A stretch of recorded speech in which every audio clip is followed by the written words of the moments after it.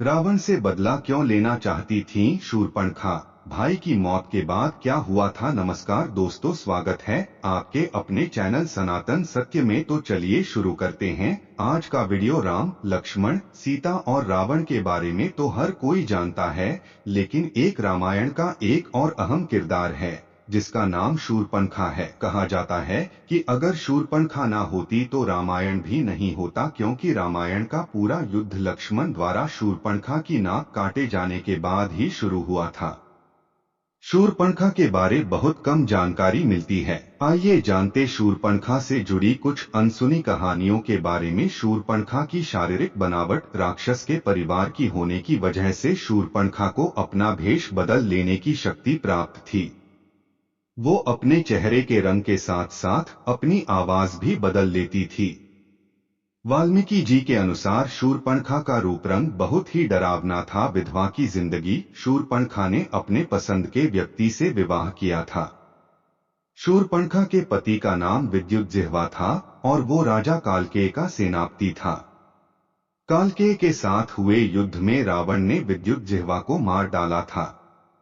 उसका भाई ही उसके दुर्भाग्य का कारण बना। पति की मौत के बाद शूर्पणखा ने अपनी पूरी जिंदगी लंका और दक्षिण भारत के जंगलों में बिताई। वो कुछ दिनों के लिए अपने रिश्तेदारों खर और दूषण के साथ भी रही। राम और रावण के बीच शत्रुता कराना। कहा जाता है कि शूर्पणखा राम के रूप पर मोहित हो गई थी, लेकिन एक पत्नीव्रता होने की वजह से राम ने उसे लक्ष्मण के पास भेज दिया। लक्ष्मण भी एक पत्नीव्रता थे, इसलिए उन्होंने भी शूर्पणखा को अपनाने से इनकार कर दिया।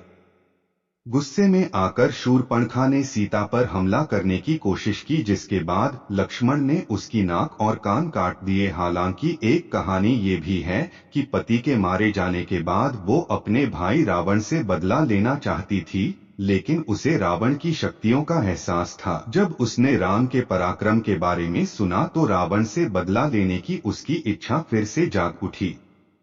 इसलिए उसने राम और रावण के बीच दुश्मनी पैदा करने का काम किया, जिसकी वजह से रावण ने सीता का अपहरण किया और अंत में राम के हाथों उसकी मृत्यु हुई। शूर्पणखा का अंत। कहा जाता है कि राम और रावण की मौत के बाद शूर्पणखा विभीषण के साथ लंका में ही रह गई। कुछ सालों के बाद शूर्पणखा और उसकी सौतेली बहन कुंभिनी समुद्र के किनारे मृत अवस्था में पाई गई थीं। दोस्तों, इसी तरह की रोचक जानकारी के लिए चैनल को सब्सक्राइब जरूर करें।